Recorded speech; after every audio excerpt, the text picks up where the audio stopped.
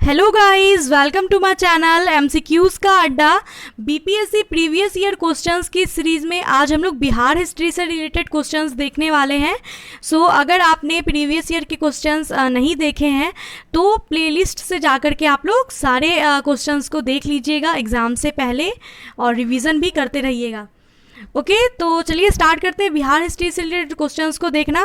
पहला क्वेश्चन है हमारे यहाँ पर, कश्मीर घाटी के अंतिम मुगल शासक यूसुफ शाह चक, जिन्हें मुगल सम्राट अकबर के द्वारा बिहार में निर्वासित किया गया था, वो दफन है कहाँ पे?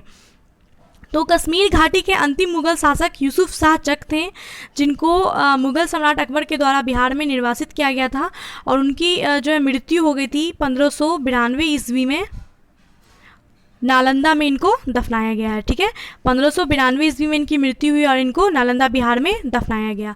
सो ऑप्शन डी राइट हो जाएगा। नेक्स्ट है, जैन धर्म के प्रवर्तक महावीर जी का मोक्ष स्थान कहाँ स्थित है? तो महावीर स्वामी जैन धर्म के जो रियल संस्थापक माने जाते हैं महावीर स्वामी, उनका मोक्ष स्थान यानी कि उनको निर्वाण प्राप्ति उनकी कहाँ पे हुई थी? पावापुरी में हुई थी। सो आंसर सी राइट होगा। नेक्स्ट है, स्वामी सहजानंद सरस्वती ने एक पत्रिका का प्रकाशन किया था जिसका नाम था, स्वामी सहजानंद सरस्वती के द्वारा एक पत्रिका का प्रकाशन किया गया था जिसका नाम हुंकार है। हुंकार नाम की जो ये पत्रिका है ये स्वामी सहजानंद सरस्वती के द्वारा प्रकाशित की गई थी। स्वामी सहजानंद सरस्वती को भारत में किसान आंदोलन का जनक कहा जाता है। नेक्स्ट है, देशेर कथा। देशेर कथा पुस्तक किसके द्वारा लिखा गया? देशेर कथा यानी कि देश की बात। देश की बात, ये देशेर जो कथा है ये महान क्रांतिकारी चिंतक एवं लेखक हैं सखाराम गणेश देवस्कर, इनके द्वारा लिखा गया है और ये पुस्तक बांग्ला भाषा में लिखा गया है। देशेर कथा बांग्ला भाषा में लिखा गया है सखाराम गणेश देवस्कर के द्वारा, जिसका प्रकाशन 1904 ईस्वी में किया गया था। नेक्स्ट है, बिहार में सर्च लाइट समाचार पत्र के संपादक कौन थे? बिहार में सर्च लाइट समाचार पत्र का जो प्रकाशन हुआ था वो 1918 में सैयद हैदर हुसैन के द्वारा किया गया था, जिसके संपादक थे मुरली मनोहर दास। ठीक है, तो बिहार में सर्च लाइट समाचार पत्र के संपादक कौन थे? मुरली मनोहर दास थे, जिसका प्रकाशन 1918 में सैयद हैदर हुसैन के द्वारा किया गया था। नेक्स्ट है, किसके प्रयत्नों से बिहार प्रांतीय कांग्रेस का दूसरा अधिवेशन हुआ? तो बिहार प्रांतीय कांग्रेस का जो दूसरा अधिवेशन हुआ ये कहाँ पे हुआ था? ये हुआ था अप्रैल 1909 में भागलपुर में हुआ था। ये अप्रैल 1909 में भागलपुर में हुआ था बिहार प्रांतीय कांग्रेस का दूसरा अधिवेशन, जो कि किसके प्रयत्नों से हुआ? श्री दीप नारायण सिंह के प्रयत्नों से हुआ था। कहाँ पे हुआ? भागलपुर में हुआ था। और इसके ये जो दूसरा अधिवेशन हुआ था इसकी अध्यक्षता सच्चिदानंद सिन्हा के द्वारा की गई थी। आपको कमेंट में बताना है कि दूसरा अधिवेशन जो भागलपुर में हुआ था ये तो अप्रैल 1909 में हुआ था, पहला वाला कहाँ पे हुआ था और कब हुआ था? ठीक है। नेक्स्ट है, हजारीबाग में बिहारी स्टूडेंट कॉन्फ्रेंस का 16वां अधिवेशन कब हुआ था? हजारीबाग में बिहारी स्टूडेंट्स कॉन्फ्रेंस का 16वां अधिवेशन 1921 में हुआ था। नेक्स्ट है, पटना में 1913 में अनुशीलन समिति की एक शाखा की स्थापना की गई थी, किसके द्वारा? पटना में 1913 में अनुशीलन समिति की एक शाखा की स्थापना की गई थी, ये किसके द्वारा की गई थी? सचिंद्रनाथ सान्याल के द्वारा की गई थी। नेक्स्ट है, असहयोग आंदोलन के दौरान बिहार में कृषकों का नेतृत्व किसने किया था? असहयोग आंदोलन के दौरान बिहार में कृषकों का जो नेतृत्व है वो स्वामी विद्यानंद के द्वारा किया गया था।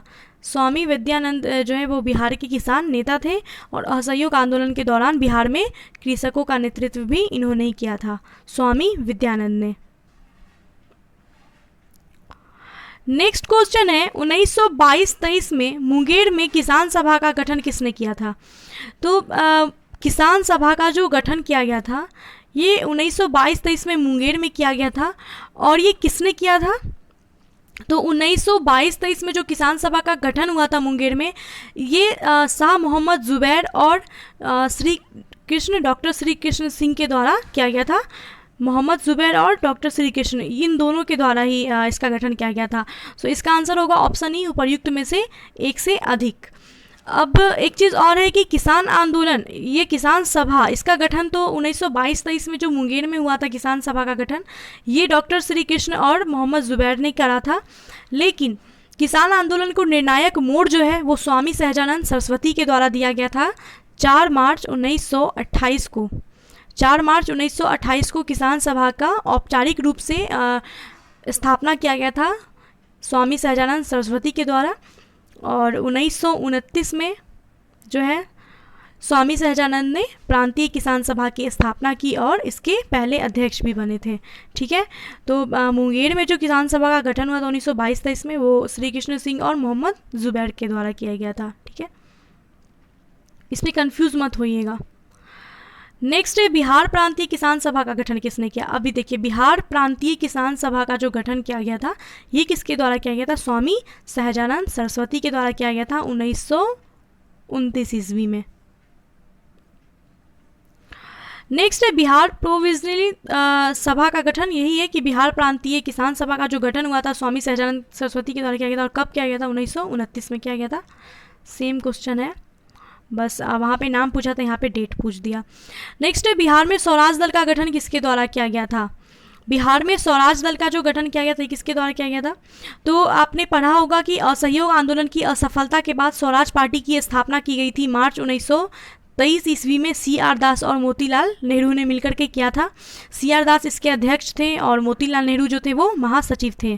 क्वेश्चन है यहाँ पे बिहार में स्वराज दल का गठन जो है ये किया गया था डॉक्टर श्री कृष्ण सिंह के द्वारा। ठीक है, बिहार में किसके द्वारा किया गया था, श्री कृष्ण सिंह के द्वारा किया गया था। तो बिहार से रिलेटेड करके भी आपको डाटा याद रखना है। नेक्स्ट है बिहार सोशलिस्ट पार्टी का गठन कब हुआ। बिहार सोशलिस्ट पार्टी का जो गठन हुआ था वो 1931 ईस्वी में हुआ था। गंगा शरण सिंह, जयप्रकाश नारायण, फूलन प्रसाद वर्मा, अब्दुल बारिक और अंबिका सिंह, इन सब ने मिलकर के बिहार सोशलिस्ट पार्टी की स्थापना की थी। एक मतलब बिहार सोशलिस्ट पार्टी का जो है ना एक एक ग्रुप बनाया था इन लोगों ने, एक समूह बनाया था। किन किन ने, 1931 ईस्वी में बिहार सोशलिस्ट पार्टी का एक समूह बनाया गया था। गंगा शरण सिंह, जयप्रकाश नारायण, फूलन प्रसाद वर्मा, अब्दुल बारिक और राहुल सांकृत्यान भी थे और अंबिका सिन्हा, इन सब ने मिलकर के एक ग्रुप बनाया था। ये 1931 में बनाया था। ठीक है, लेकिन बिहार जो सोशलिस्ट पार्टी था इसका गठन 1934 में किया गया था पटना में, जिसकी अध्यक्षता आचार्य नरेंद्र देव ने की थी। ठीक है, तो विधिवत रूप से जो इसकी स्थापना हुई थी बिहार सोशलिस्ट पार्टी की वो 1934 में हुई थी। इसके सचिव जयप्रकाश नारायण थे और अध्यक्ष बने थे आचार्य नरेंद्र देव। ठीक है, लेकिन बिहार सोशलिस्ट पार्टी जो है वो एक गठित हुआ था, एक ग्रुप बनाया गया था, वो 1931 में बनाया गया था। ठीक है, नेक्स्ट है 1931 में, देखिए यहाँ पे डेट भी दिया गया। 1931 में जो बिहार समाजवादी पार्टी का गठन किया गया था ये किसके द्वारा किया गया था। तो मैंने बताया था गंगा शरण सिंह, जयप्रकाश नारायण, फूलन प्रसाद वर्मा, अब्दुल बारिक, राहुल सांकृत्यान, अंबिका सिंह, इन सब ने मिलकर के समूह बनाया था। तो यहाँ पे देखिए फूलन प्रसाद वर्मा ऑप्शन में दिया है उन सभी नामों में, सो ऑप्शन ए राइट हो जाएगा। ठीक है, आप देखिए कि इससे बिहार सोशलिस्ट पार्टी से 18 में भी आया है, 19 में भी आया है। तो इससे रिलेटेड जो भी क्वेश्चंस बन रहे हैं उन सबको आप लोग याद रखिएगा, क्योंकि क्वेश्चंस रिपीट होते हैं, इसलिए प्रीवियस ईयर पेपर पढ़ना बहुत ज़्यादा ज़रूरी है। ठीक है, 10% आपका प्रीवियस ईयर से ही कवर हो जाता है और आपकी प्रैक्टिस भी हो जाती है, तो प्रीवियस ईयर देखना बहुत ज़्यादा ज़रूरी है। चलिए नेक्स्ट है 1934 में बनी बिहार सोशलिस्ट पार्टी के सचिव कौन थे। तो 1931 में जो है उन लोगों ने मिलकर के ग्रुप समूह बनाया था और 1934 में मैंने बताया था कि पटना में आचार्य नरेंद्र देव की अध्यक्षता में बिहार सोशलिस्ट पार्टी का विविध रूप से जो है स्थापना किया गया था। तो इसके सचिव कौन थे, जयप्रकाश नारायण थे और अध्यक्ष कौन थे, आचार्य नरेंद्र देव थे। सचिव थे जयप्रकाश नारायण। नेक्स्ट है बिहार से भारतीय संविधान सभा के सदस्य कौन थे। तो बिहार से जो है भारतीय संविधान सभा, इसमें टोटल 36 सदस्य थे, जो कि 36 सदस्य चुने गए थे। ठीक है, जिसमें से प्रमुख जो थे, जो प्रमुख जाने जाते हैं वो अनुग्रह नारायण सिंह थे, राजेंद्र प्रसाद थे, जगजीवन राम थे, श्याम नंदन सहाय थे, सच्चिदानंद सिन्हा, ये लोग प्रमुख थे। ठीक है, तो टोटल बिहार से संविधान सभा में 36 सदस्य थे। सो इसमें से ऑप्शन देखते हैं हम लोग, राजेंद्र प्रसाद थे। ठीक है, राजेंद्र प्रसाद थे, और जगजीवन राम भी थे, जगजीवन राम, राजेंद्र प्रसाद, अनुग्रह नारायण थे, ठीक है, और श्याम नंदन प्रसाद सिन्हा भी थे, ठीक है, और A.N. सिन्हा, अनुग्रह नारायण सिन्हा ये भी थे। तो ये चारों थे। सो ऑप्शन ई हमारा राइट होगा। ओके, चलिए नेक्स्ट है, बिहार में 1937 में गठित प्रथम भारतीय मंत्रिमंडल का नेतृत्व किसने किया था?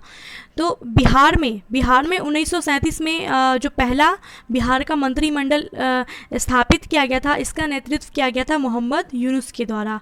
मोहम्मद यूनुस ने जो है वो प्रथम भारतीय मंत्रिमंडल का नेतृत्व किया था। और दूसरा पहला वाला तो मोहम्मद यूनुस ने किया था, दूसरा किसने किया था? दूसरा इसके बाद जो है वो डॉक्टर श्री कृष्ण ने किया था दूसरा। नेक्स्ट, राजेंद्र प्रसाद ने किसे पाकिस्तान का जन्मदाता माना है?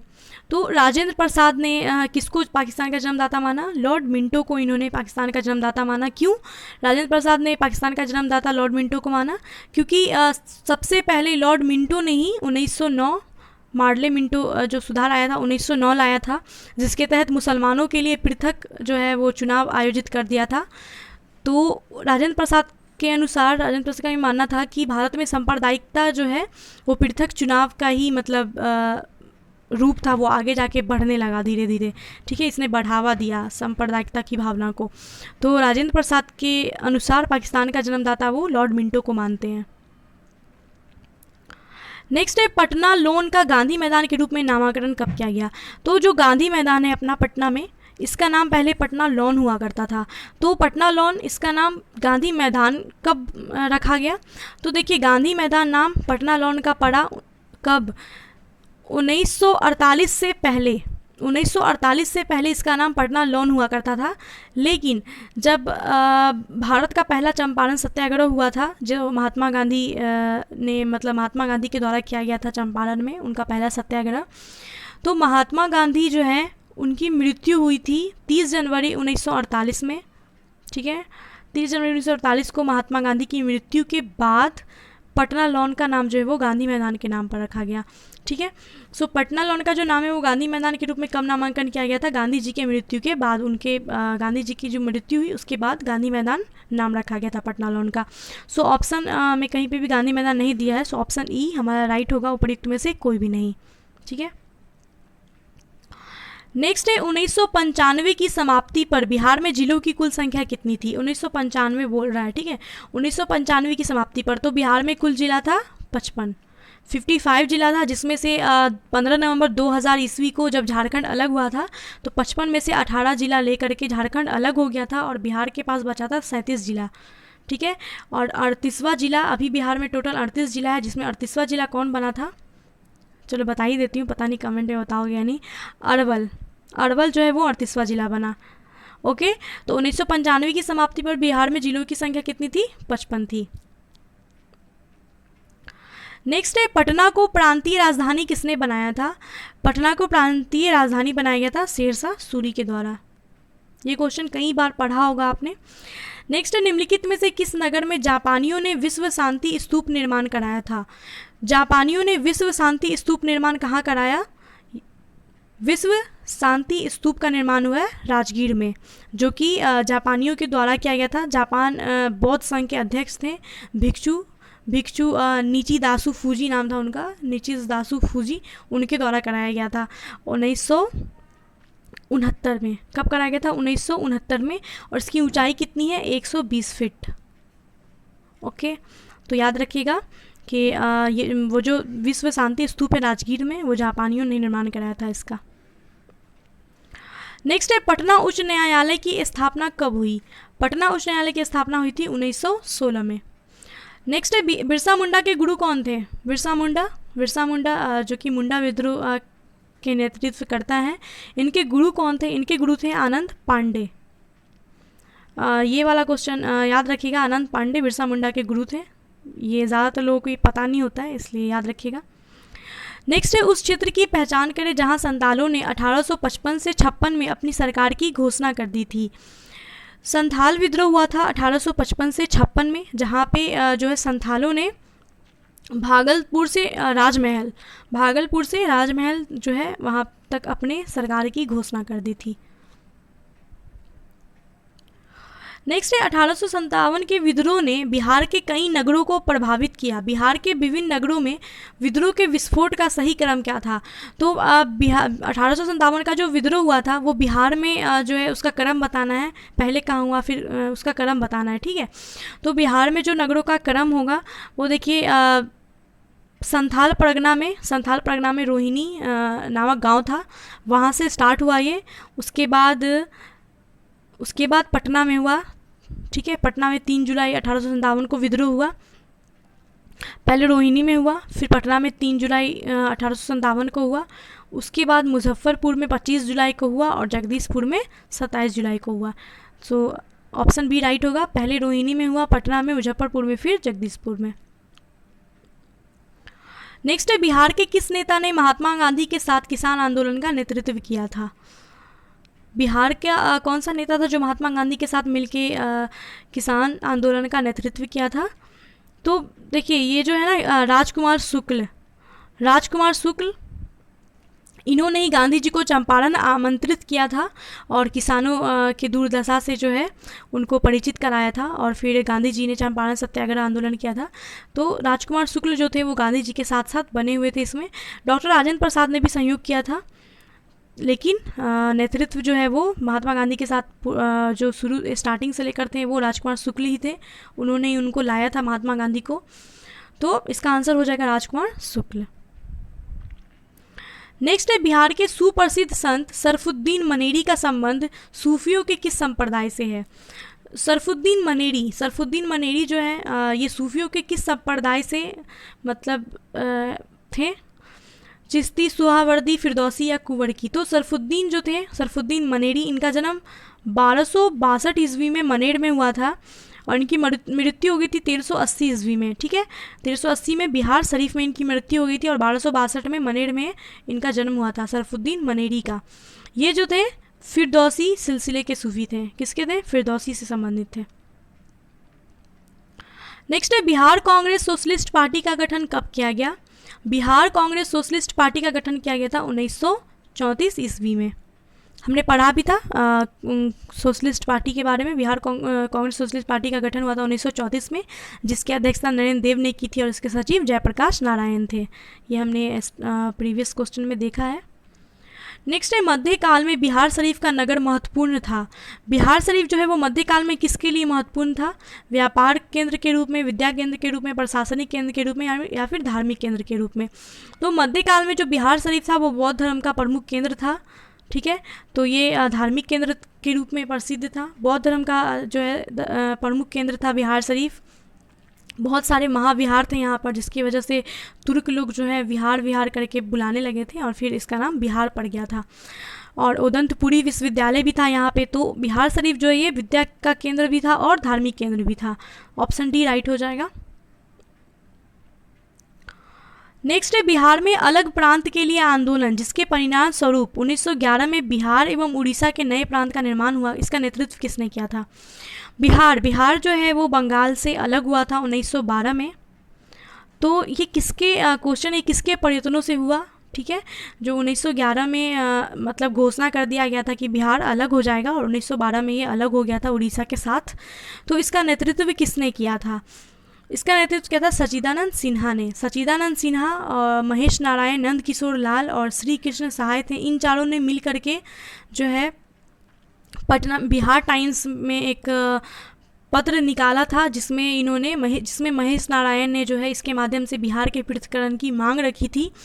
लेकिन महेश नारायण के देहांत के बाद डॉक्टर सच्चिदानंद सिन्हा ने इस आंदोलन को जो है बहुत आगे बढ़ाया और फिर फाइनली 12 दिसंबर 1911 को दिल्ली में शाही दरबार में जो है ये घोषणा की गई कि बिहार को बंगाल से अलग कर दिया जाएगा और 1 अप्रैल 1912 को बिहार और उड़ीसा सम्मिलित अलग हो गया था, ठीक है। तो इसके नेतृत्वकर्ता कौन थे? सच्चिदानंद सिन्हा थे और इसलिए सच्चिदानंद सिन्हा को आधुनिक बिहार का निर्माता भी माना जाता है। चलिए नेक्स्ट है, बिहार दिवस का क्या महत्व है जो हर साल 22 मार्च को मनाया जाता है। बिहार दिवस हर साल 22 मार्च को मनाया जाता है, क्यों मनाया जाता है ना। तो ये आप सबको पता होगा, क्योंकि 1912 में 22 मार्च 1912 में बिहार जो है वो बंगाल प्रेसिडेंसी से अलग हुआ था, और उसी दिन 22 मार्च को ही बिहार दिवस के रूप में मनाया जाता है। सो ऑप्शन सी हमारा राइट होगा। नेक्स्ट है, आधुनिक बिहार का निर्माता किसे माना जाता है। मैंने बताया सच्चिदानंद सिन्हा को आधुनिक बिहार का निर्माता माना जाता है, क्योंकि उन्होंने ही नेतृत्व किया था बिहार को बंगाल से अलग करने में, जो आंदोलन चला था, तो इनके द्वारा ही नेतृत्व किया गया था इस आंदोलन का। नेक्स्ट है, बिहार कब भारत में एक स्वतंत्र प्रदेश बना। बिहार भारत में स्वतंत्र प्रदेश कब बना था। तो बिहार 22 मार्च 1912 को बंगाल से अलग हुआ था, उड़ीसा सहित, और तभी बिहार जो है, मतलब पहले तो बंगाल, पूरे एरिया को बंगाल कहा जाता था ना, फिर जब बिहार अलग हुआ तो वो बिहार जो है भारत में एक अलग स्वतंत्र प्रदेश के रूप में कब आया, 1912 में आया। उसके बाद उड़ीसा भी अलग हो गया 1936 में, फिर झारखंड भी अलग हुआ, फिर यहाँ बिहार बचा। ठीक है, तो बिहार जो है भारत में एक स्वतंत्र प्रदेश कब बना था, 1912 में बना था। नेक्स्ट है, एक भारतीय राज्य के रूप में बिहार कब बना। एक भारतीय राज्य के रूप में बिहार कब बना। तो मतलब ये कुछ इस क्वेश्चन में कहीं बहुत ज़्यादा कन्फ्यूज़न भी है, क्योंकि पहले हमने पढ़ा कि बिहार जो है भारत में एक स्वतंत्र प्रदेश बना, वो 1912 में बंगाल से अलग होकर के। फिर एक राज्य का दर्जा बिहार राज्य कब बना था। तो बिहार राज्य बना जब 1936 में, जब उड़ीसा बिहार से अलग हुआ था, तब बिहार एक राज्य बना। ठीक है, लेकिन बिहार का जो मतलब मूल रूप है वो बिहार का कब आया, 2000 ईस्वी में आया था। ठीक है, तो मतलब क्वेश्चन किस तरीके से पूछता है, उस प्रश्न की क्या प्रकृति होती है, उसको देखते हुए आंसर बनाइएगा, क्योंकि मुझे पता है इस क्वेश्चन में तो काफ़ी ज़्यादा कन्फ्यूज़न है। 1912, 1936, 2000, है ना। तो बिहार जो है एक प्रदेश बना था 1912 में, जब वो बंगाल से अलग हुआ। एक राज्य के रूप में बिहार बना 1936 में, ठीक है, जब उड़ीसा बिहार से अलग हुआ था।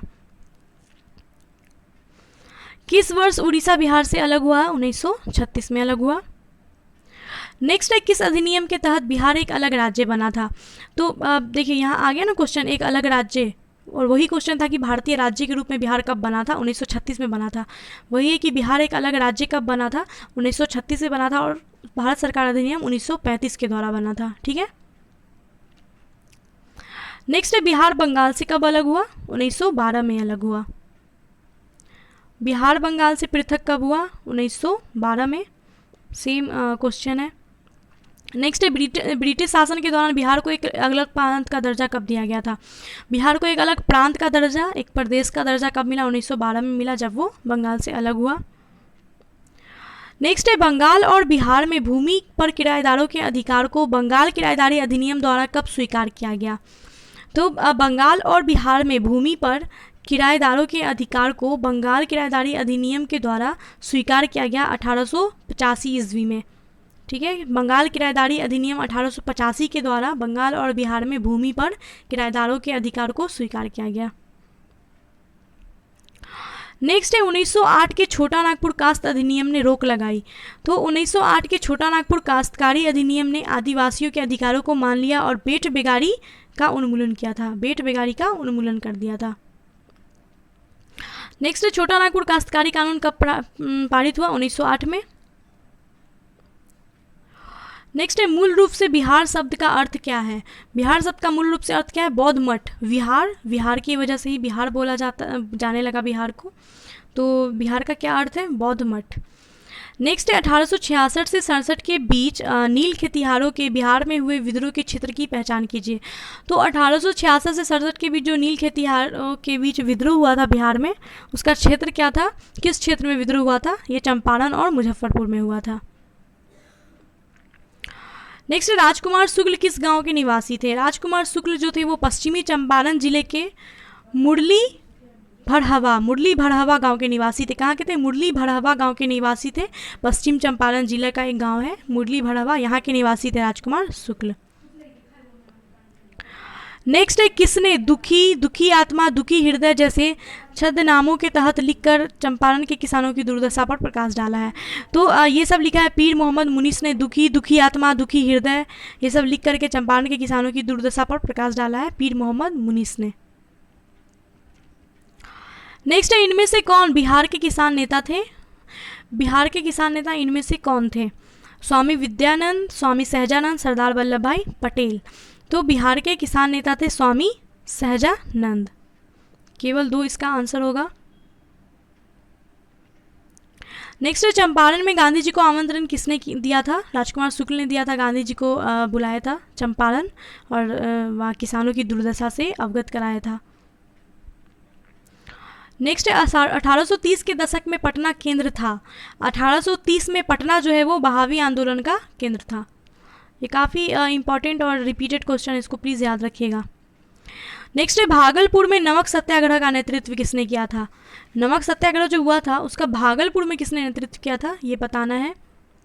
भागलपुर में जो नमक सत्याग्रह का नेतृत्व किया गया था वो महादेव लाल सराफ, दीप नारायण सिंह और रामेश्वर नारायण अग्रवाल थे, कैलाश बिहारी लाल थे, जहरूल हसन हाशमी थे। इन लोगों के द्वारा किया गया था। तो भागलपुर में नमक सत्याग्रह का नेतृत्व किसने किया था? महादेवलाल सराफ ने किया था और ये दीप नारायण सिंह ने किया था, रामेश्वर नारायण अग्रवाल ने किया था, कैलाश बिहारी ने किया था और जहरूल हसन हाशमी ने किया था। तो यहाँ पे एक ही नाम है, ऑप्शन बी राइट हो जाएगा। नेक्स्ट है निम्नलिखित में से किस नगर में सूर्य मंदिर स्थित है? सूर्य मंदिर जो है वो देव में स्थित है। नेक्स्ट है 1930 और 32 में बरही कांग्रेस ने सफलतापूर्वक अंग्रेजी हुकूमत को किस जिले से नाकाम कर दिया था? 1930 और 32 में बरही कांग्रेस ने सफलतापूर्वक अंग्रेजी हुकूमत को गया जिले से नाकाम कर दिया था। गया से जो है वो इन्होंने अंग्रेजी हुकूमत को नाकाम कर दिया था 1930 और 32 में। नेक्स्ट है इनमें से किसने बिहार में पहले कांग्रेस मंत्री सभा का नेतृत्व किया? तो बिहार में पहले कांग्रेस मंत्री सभा का नेतृत्व ये किसके द्वारा किया गया था? श्री कृष्ण सिन्हा के द्वारा किया गया था, जो बिहार के प्रथम मुख्यमंत्री थे। नेक्स्ट है सन 1939 में बिहार में अंबारी सत्याग्रह का नेतृत्व किसने किया? अंबारी सत्याग्रह का नेतृत्व किया गया राहुल सांकृत्यायन के द्वारा। 1939 में बिहार में अंबारी सत्याग्रह हुआ था, इसका नेतृत्व किया था राहुल सांकृत्यायन ने। नेक्स्ट है किस वर्ष झारखंड राज्य अस्तित्व में आया? तो झारखंड बिहार से कब अलग हुआ था? 15 नवंबर 2000 ईस्वी को। नेक्स्ट है बलदेव सहाय ने महाधिवक्ता के पद से त्यागपत्र कब दिया था? तो बलदेव सहाय जो बिहार के महाधिवक्ता थे इन्होंने अपने पद से त्यागपत्र कब दिया था? तो भारत छोड़ो आंदोलन जब 9 अगस्त 1942 को शुरू हुआ था तो ब्रिटिश सरकार जो है वो ऑपरेशन जीरो आवर के तहत कांग्रेस के सभी जो भी उच्च स्तर के नेता थे उन सबको गिरफ्तार करने लगे थे। इसी के विरोध में बिहार के महाधिवक्ता थे बलदेव सहाय, इन्होंने अपने पद से त्यागपत्र दे दिया था। ठीक है, 1942 में।